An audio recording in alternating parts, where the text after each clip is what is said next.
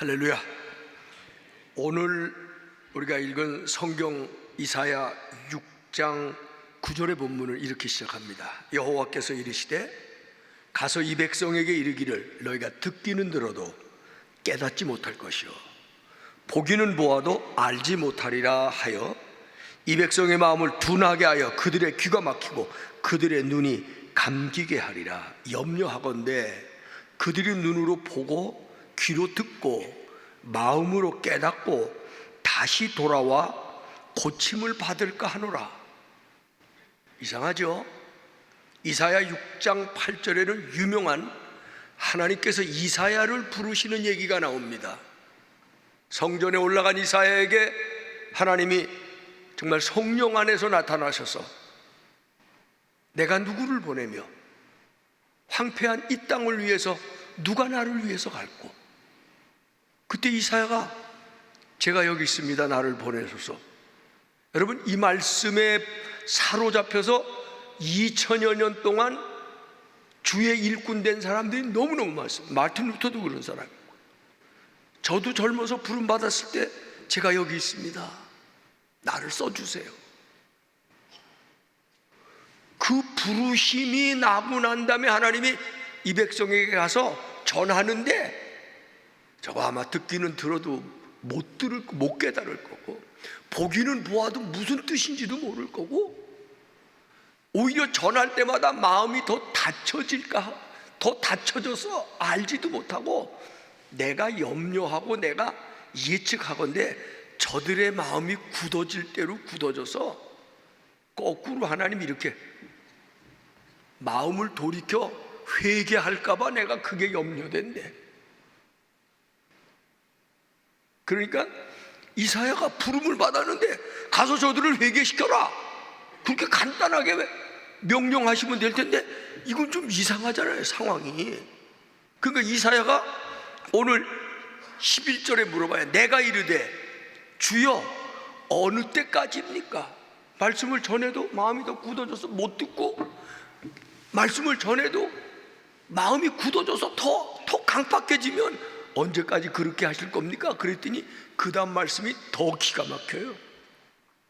주께서 대답하시되 성읍들은 황폐하여 주민이 없으며 가옥들에는 사람들이 없고 토지는 황폐하게 되며 이 땅 가운데 황폐한 곳이 완전히 망할 때까지 그렇게 될 거예요.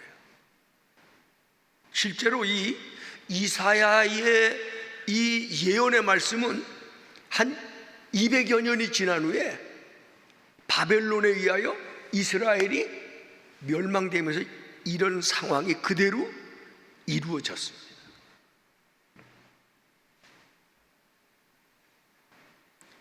얼마나 진노하셨으면 그랬을까? 도대체 하나님의 백성이라는 사람들이 얼마나 마음이 굳어지고 강팍해졌으면 이런 상황까지 가게 됐을까? 그렇게 생각할 수도 있어요. 또 어떤 분은 아니 하나님은 왜 돌이키게 하시지 않고 망하게 하실까? 근데 망하게 하시는 것이 하나님의 뜻은 아닐 거예요. 문득 저는 그런 생각이 나요.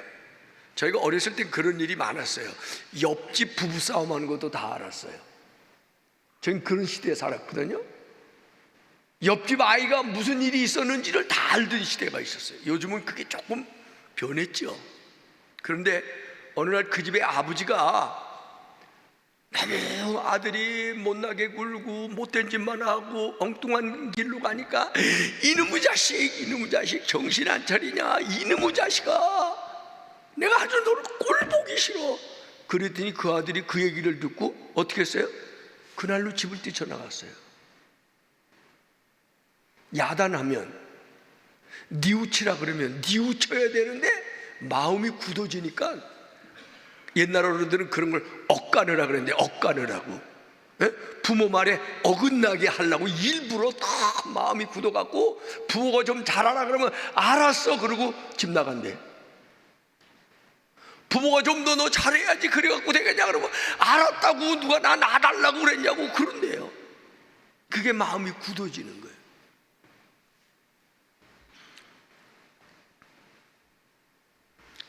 문득 예수님 생각이 나죠. 이 시대가 어떤 시대인지 아냐? 누가복음 7장에 비유하건대 아이들이 장터에 앉아 서로 불러 가로되 우리가 너희를 향하여 피리를 불어도 춤추지 않고 애곡을 하여도 너희가 울지 아니하였도다. 소통이 단절됐어요.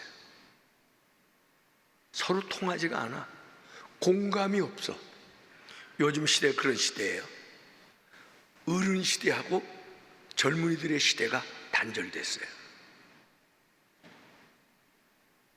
진보와 보수가 단절됐어요. 정치권에서도 단절됐고요, 일상생활에서도 단절됐어요.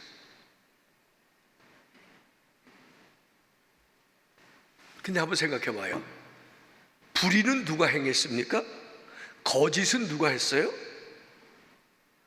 마음이 굳어져서 하나님은 누가 등졌어요?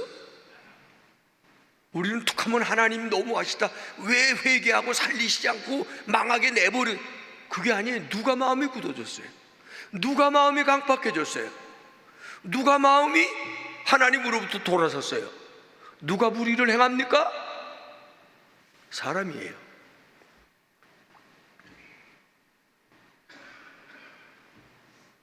어느 때까지입니까? 이사야가 물어봤더니 다 황폐해진 다음에야 그때야 깨닫는데, 요즘 우리는 탈종교화 시대에 살고 있습니다. 탈종교화가 뭔지 아세요? 20세기는 모던 시대였어요. 21세기가 들어오면서 포스트 모던 시대가 온다고 그랬어요. 심리학자들이 예측하는 겁니다. 근데 21세기 지금 4분의 1밖에 안 지났는데 요즘은 탈종교화 시대랍니다. 사람들이 종교가 뭐 필요하냐? 열심히 일해서 돈 벌고 잘 먹고 살면 되고, 궁금한 거 있으면 AI에게 물어보면 되고, 교회가 왜 필요해? 탈종교화 시대는 불교도, 천주교도, 심지어 유교도 힘을 떨칠 수가 없어요. 이슬람교 할 거 없이 다 탈종교합니다. 그런데 제가 느끼기는, 오늘 우리 장로님도 기도해 주셨는데, 탈기독교, 탈교회화가 조금 심각해요. 젊은이들이 교회에 존경심이 없습니다. 기대감이 없어집니다. 그래도 어떤 심리학자, 종교학자 얘기는 인간의 본성에 있는 종교적인 심성이, 그게 하나님이 창조 때 만들어 주신 게 때문에 누구에게나 다 있대요. 이 종교적 심성을 어떻게 채울 거냐?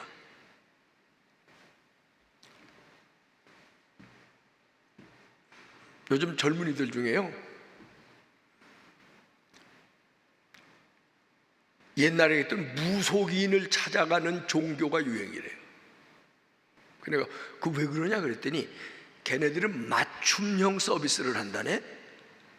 와서 태어난 생년월일 일시만 만들면 금년은 이런 일이 어려우니까 이거 좀 피하십시오, 이렇게 되면 잘 될 겁니다, 남자를 만날 때는 이런 남자를 만나십시오, 여자는 이런 남자를 피하십시오, 금년에는 좀 운이 좋지 않으니 조금만 참으시면 되고, 조금만 기다리시면 이제 연말쯤 되면 일이 풀릴 겁니다. 어디서 많이 들어봤죠? 그걸 맞춤형으로 해준대요. 그리고 그 사람들은 왜 작년에 오고 금년에 다시 오냐, 금년 1년 만에 왔냐, 그리고 야단도 안 친대. 근데 교회 가면 매주일 오래지요. 성경을 읽었냐, 기도는 하냐, 아이고 복잡하잖아. 어느 날 어떤 권사님 아들이 친구를 만나라고 토요일 날 오후에 나갔대요. 오늘 나 엄마 저녁 먹고 들어와. 그러고 나갔는데 저녁 때쯤 돼서 느닷없이 전화가 왔대요. 너 오늘 친구 만나 저녁 먹기로 하지 않았어? 왜 친구들 만나는데 갑자기 전화해? 그러니까 엄마 나 9월 27일 생일 맞지? 응 맞지. 근데 난 몇 시에 태어났어? 왜 물어봤을까요? 엄마가 심장이 멎는 줄 알았대. 너 이놈의 자식 어디 가서 사주 보는구나, 너 어디 가서 관상 보는구나, 너 운세 보는구나. 그러니까 아들 얘기가, 엄마 뭐 어때? 애들도 다 보는데 그냥 장난으로 호기심으로 한번 본 거야. 그랬더니 엄마는 권사라, 하나님이 네 운명의 주인이신데 너 어디 가서 그런 걸 보냐, 그랬다는 얘기예요.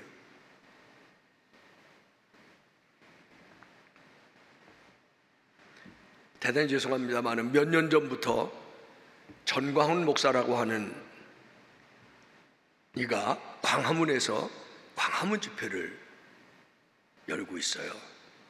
그런데 일부의 기독교인들에게 그는 우상과 같기도 해요. 전광훈에 열광하고 저렇게 애국하는 목사가 어딨냐 그러고 추종하고 따라갑니다. 그런데 또 다른 다수의 기독교인은 전광훈이 저 사람이 목사냐? 기독교 망신 다 시킨다.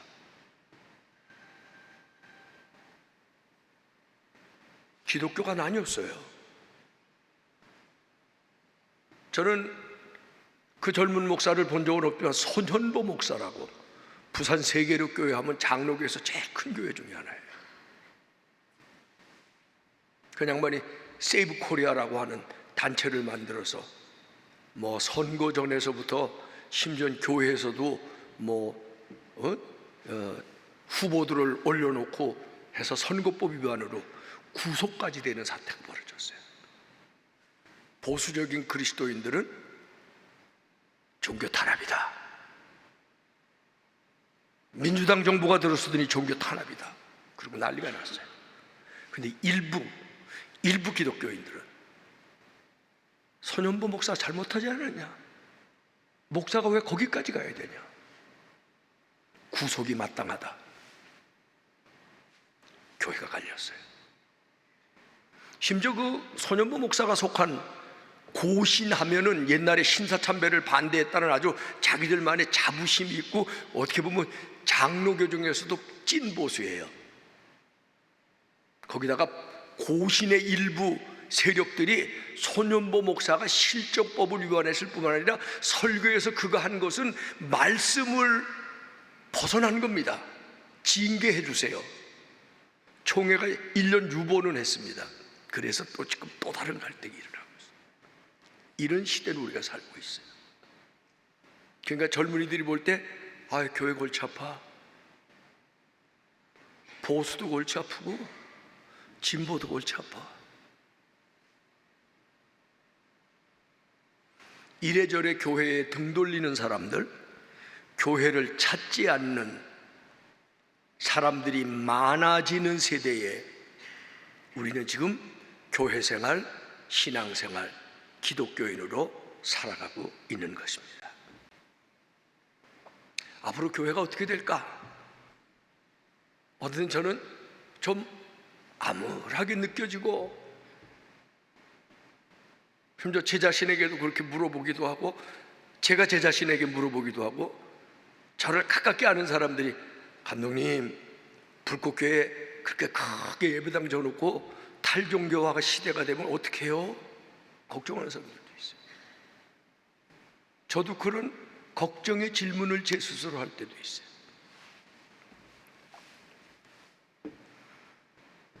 오늘 성경도 그러니 어느 때까지입니까? 사람들의 말이 탈종교화가 되고 탈교회화가 되고 탈하나님이 되고 탈하나님의 말씀이 되는 이 시대를 어느 때까지 하나님 내버려 두시겠습니까?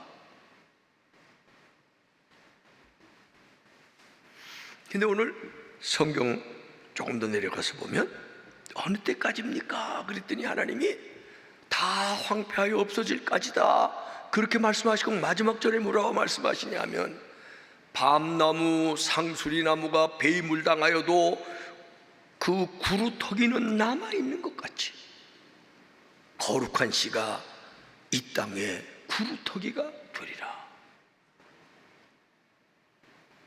저는 오늘 바로 이 13절의 말씀에서 희망을 갖고 교회가 이런 것이로구나, 믿음은 이런 것이어야구나 하는 이야기를 여러분과 함께 하려고 하는 거예요. 오래전, 아마 1986년으로 기억하고 있는데 벌써 86년이면 반세기 가까워져. 오래전 제가 성지 이스라엘을 처음으로 방문했었습니다. 근데 그때 미국 사람들하고 이렇게 그룹이 섞여서 제가 같이 여행을 했는데 현지 가이드가, 그 이스라엘에 사는 가이드가 설명을 하면서 겟세마네 동산이라는 데를 데리고 올라갔어요. 그러더니 겟세마네 동산에 있는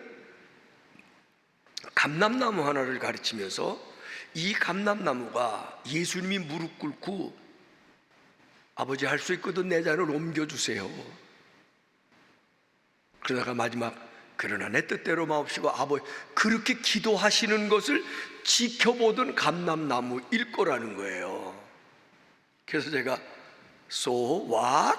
네, 그러면서 그 현지 지도자에게, 현지 가이더에게 아니 나무가 아무리 오래 살아도 2000년 산다는 얘기 난 못 들어봤는데 어떻게 나무가 그렇게 오래 살 수 있어요? 당신 조금 보탠 거 아니에요? 그랬더니 그 가이더가 씩 우리를 보고 웃으면서 몰라서 하는, 감람나무를 몰라서 하는 말이네요. 감람나무는요 이렇게 자라서 뭐 50년, 60년, 100년 되면 위에가 다 노화가 돼서 고목이 돼서 떨어진대요. 잎사귀도 떨어지고 줄기, 근데 구루터기가 남아있대. 그런데 그 다음에 보면은 거기서 다시 또 새 줄기가 나온대. 새싹이 돋는데. 그 아까 감람나무 좀 다시 보여줘요. 그 구루터기에 이거 보세요. 저게 왜 이렇게 그냥 기둥이 이렇게 굵어진 게 아니라 새 구루터기에서 줄기가 나고 새 줄, 얘가 엉켜 붙어서, 저 그림은, 저 사진은 좀 특별히 그걸 잘 못 보여주기는 한데 근데 그런 게 감람나무래요. 그래서 저게 2000년은 되실 거라는 거예요. 그래서 제가 얼른 아 그래요? 그러면 저 나무가 2000년이라기보다는 저 나무가 아들을 낳고 또 아들을 낳고 또 아들을 낳고 그러면서 자라온 거예요. 한 나무 안에서 엉켜져서 죽은 것 같은데 그 이듬해 또 줄기가 나고 죽은 것 같은데 또 나고 줄기가, 그렇게 2000년을 오는 거예요.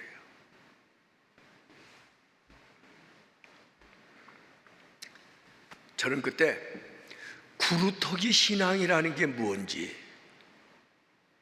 구루터기 신앙이라는 게 무엇인지 깊이 생각하고 깨달았던 적이 있습니다. 오늘 이사야 6장 11절에 그 중에 10분의 1이 아직 남아있을지라도 이것도 황폐하게 될 것이나 밤나무, 상수리 나무가 배임을 당하여도 그 구루터기는 남아있는 것 같이 거룩한 씨가 이 땅에 구루터기니라. 아, 우리가 구루터기가 돼야 되겠구나. 기독교는 2000년 역사 동안에 그지지 않고 아주 기독교를 세상에 없애기로 로마 시대는 네로 같은 이도 나와서 기독교를 아주 박멸하려고 그랬거든요. 그런데 2000년 동안에 끊이지 않고 핍박, 유혹, 시험, 시련, 이런 많은 어려움 속에서 교회는 자라왔다는 거예요. 구루터기를 통해서. 이사야 11장 1절에 보면 이사의 줄기에서 한 싹이 나며 그 뿌리에서 한 가지가 나서 결실할 것이요. 그래서 저는 오늘 이런 마음을 갖고 우리가 신앙생활을 기양히 하려면 한번 좀 따라합시다. 남은 자의 믿음을 갖게 해주세요. 또 한번 따라하세요. 구루터기가 되는 믿음을 갖게 해주세요. 거룩한 씨가 되는 믿음을 갖게 해주세요. 여러분 하나님의 아들, 딸이면 하나님의 자녀는 그 속에 하나님의 씨가 심겨져 있대요. 이게 어디에 있냐면 요한일서 3장 9절, 하나님께로부터 난 자마다 죄를 짓지 이는 하나님의 씨가 그의 속에 거하며. 아멘, 아멘. 그런데 요한일서 5장 1절에 보면 예수께서 그리스도임을 믿는 자마다 하나님께로부터 난 자니, 이 말을 요한일서 3장에다가 갖다가 대입시켜 보세요. 하나님께서부터 난 하나님의 자녀들은 그 안에 거룩한 씨가 있다. 여러분 안에 하나님의 거룩한 씨가 있음을 믿으시기를 바랍니다. 한번 따라합시다. 내 안에는 하나님의 거룩한 씨가 있습니다. 그렇습니다. 여러분 안에는 하나님의 거룩한 씨가 있습니다. 이게 구루터기예요. 이게 구루터기예요. 이 거룩한 씨가 계속 새롭게 순을 맺고 잎을 피우고 줄기를 뻗고 열매를 맺게 되는 거예요. 아멘. 씨가 중요해요. 씨가. 그리고 그 씨가 자라서 뿌리가 깊어지면 열매 맺는 거예요. 여러분, 뿌리 깊은 나무라는 몇 년 전에 SBS 사극 드라마로 아주 유행을 인기였다는데 저는 아쉽게도 못 봤어요. 언제 한번 시간 나면 넷플릭스로 찾아보려고 그래요. 뿌리 깊은 나무, 세종대왕에 관계된 얘기인데, 이 뿌리 깊은 나무라는 말은 세종대왕의 악장 용비어천가 2장에 나오는 게, 뿌리 깊은 나무는 바람에도 흔들리지 않고 뿌리 깊은 나무는 무슨 생각 얼른 나요? 시편 1편 3절에 시냇가에 심은 나무는 시절을 쫓아 열매를 맺으며 그 잎사귀가 마르지 않냐. 그 용비어천가 때 세종대왕이 뿌리 깊은 나무는 바람에 흔들리지 않고 뿌리 깊은 나무는 꺾어지지 아니하고 뿌리 깊은 나무는 때가 되면 열매를 맺고 뿌리 깊은 나무. 우리나라에 그래서 뿌리 깊은 나무라는 잡지를 창간한 분인데 1970년대 했대요. 근데 이게 전부 다 사상적이고 뭔가 좀 새롭게 하자 그래서 전두환 신군부 독재 시절에 폐간을 시켰대요. 그랬더니 그 뿌리 깊은 나무의 용비어천가에 나오는 대꾸가, 뿌리 깊은 나무하고 이 상대되는 대꾸절이 뭐냐면 샘이 깊은 물, 샘이 깊은 물에는 생수가 나와요. 샘이 깊은 물은 비가 좀 왔어도 다시 또 생수가 나와요.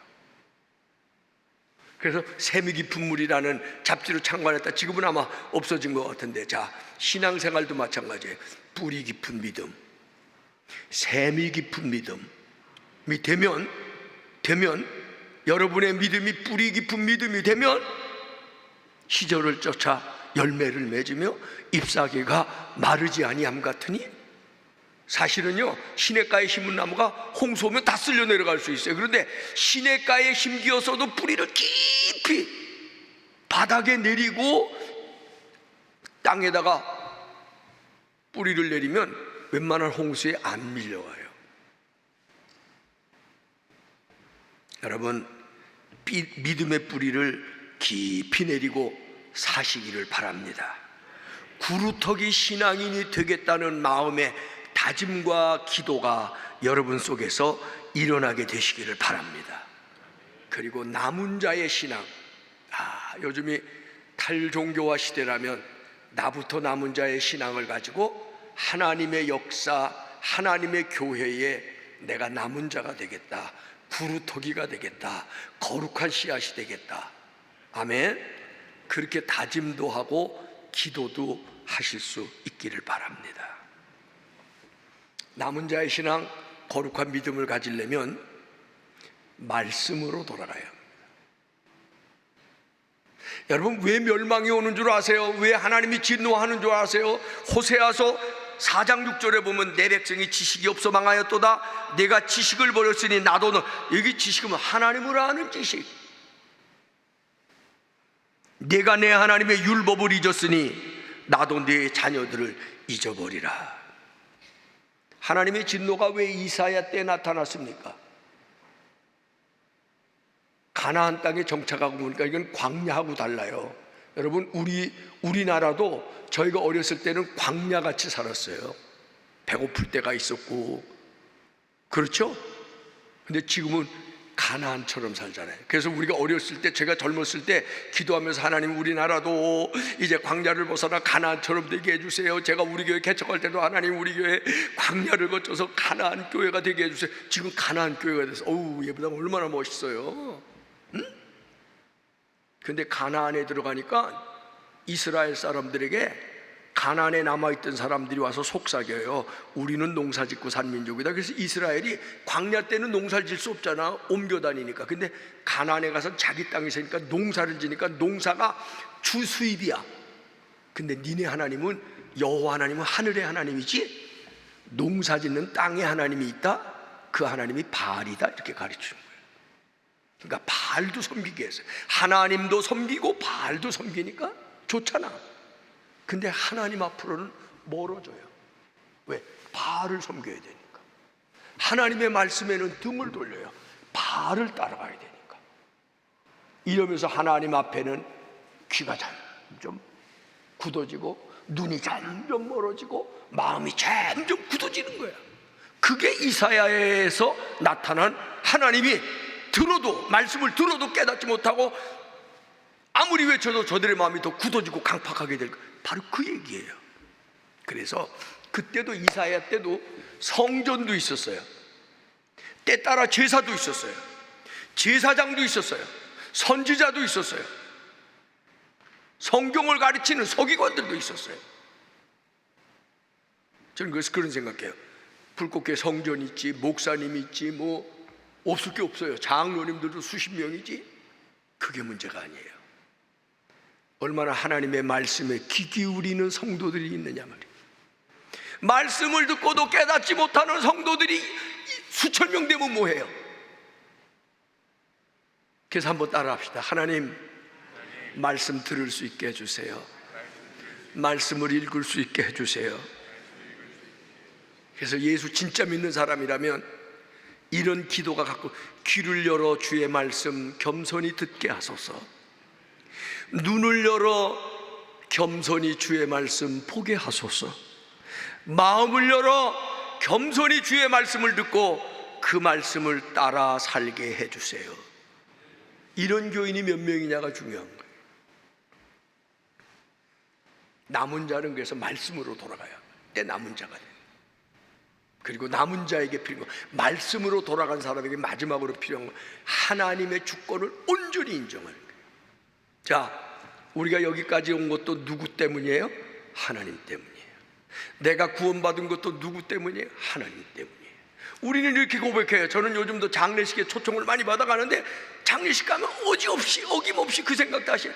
이 땅에 우리를 보내신 이도 하나님, 84세 살다가 부르시는 이도 하나님, 어떤 이는 90세를 살지만 어떤 이는 60세를 살다가 부르시는데 그분이 하나님이에요.